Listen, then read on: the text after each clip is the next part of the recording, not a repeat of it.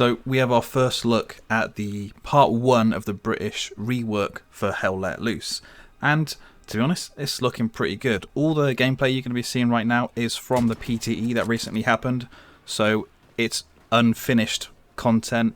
There are some issues with it, with weapons not being sighted correctly, and sometimes the Thompson would just get completely out of alignment when aiming. So there's some issues. This isn't final gameplay, and yes, it's on the new El Alamein Dusk map.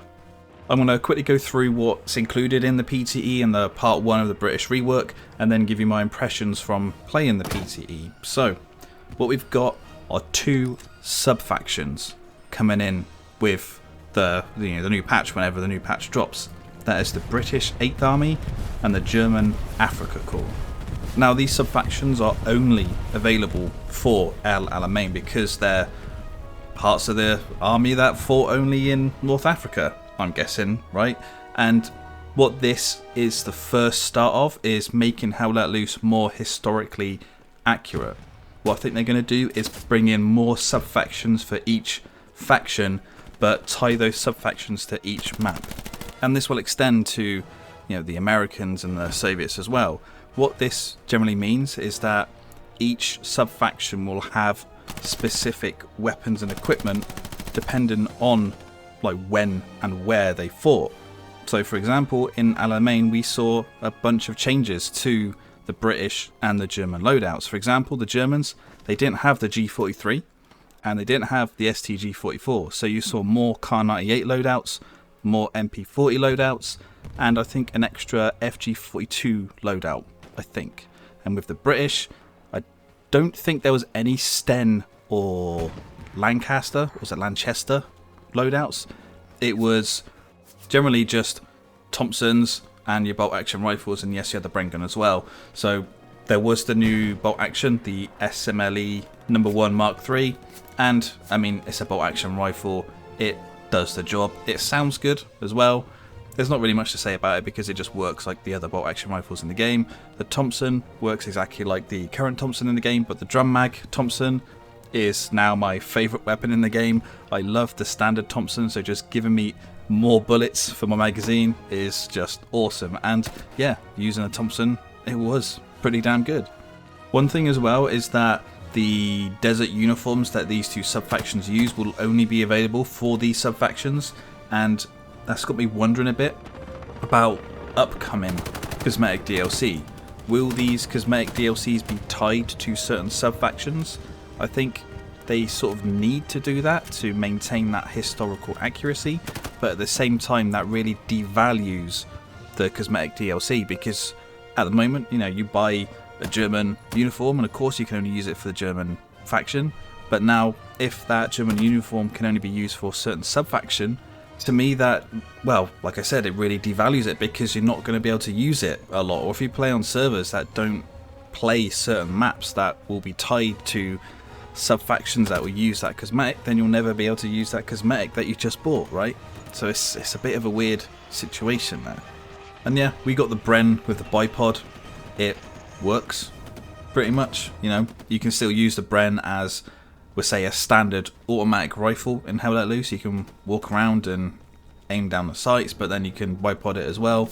In the PTE, it wasn't aligned correctly, like the sights weren't zeroed correctly. That was a known issue on the PTE patch notes, but it works, right?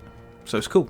And for tank players, there's a new British tank in the North African theatre, the Churchill Mark III. I didn't use the tank when I played the PTE. If you're new to the channel, then I pretty much don't play armour. Well, I don't play armour, I'm just an infantry guy only, so I can't give you any information really about how the tank plays or how well it would fit into the meta. But in terms of the new map, or El Alamein Dusk, it plays pretty well, although I can't really 100% say how good this version of the map is, because playing on the PTE, you pretty much never get a full server unless someone arranges a big group to go in. I was playing with about half a full server or just a bit less, but it played well. A lot of the machine gun spam you get, there wasn't a lot of it. Again, that could be because there wasn't a lot of players, but I think the dusk weather will help just to hide you a little bit as you walk around. So those super long range MGs, it's just not going to happen. But still at the big airfield, I think there will be a bit of MG spam over there because it is just a big open area. But it played pretty well. It'll be interesting to see what other sub-factions we get later in the game. We know the Airborne were meant to come, what, like a couple of months ago now, but that all got sort of put on hold really when everyone sort of pushed back against all the changes. So the Airborne will come in and they'll have their unique loadouts, which I don't think will change too much. Still wanting to know what's going to happen with the objective and skirmish modes that were announced. Are they still going to come, or are they going to be changed? And what new maps are still going to come. But I think the sub-faction change, we'll say, is a good step forward for Hell Let Loose. The part 1 of the British rework is a good step forward for the game. I think the main thing going forward, if they stay on this same trajectory of changing the game to make it more historically accurate or authentic while fixing bugs, I hope they fixed the loadout bug, the grenade bug's gone, keep improving the game. They just need to have better QA, really, because they keep pushing out these patches and stuff and new bugs keep getting introduced. I think part of that is because of how the game was made. There's a lot of hard-coded stuff in Hell Let Loose that's really tied together, and Team 17 and Cover 6 have to keep basically picking the game apart so they can improve it in a lot of different ways, like these sub-factions and maybe bringing in different map sizes. There's a lot of stuff that's just hard-coded, so generally that means if they change one thing it could break something else, which it shouldn't, and it's just weird. But they keep staying on this trajectory. I think Hell Let Loose will be in a really good state going forward.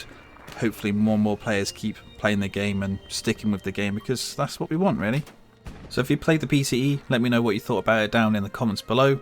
I'll be covering the game more as we get more news and stuff about the game. I've got another gameplay video coming out on the TAW campaign mode they had. This should be a good video, I reckon.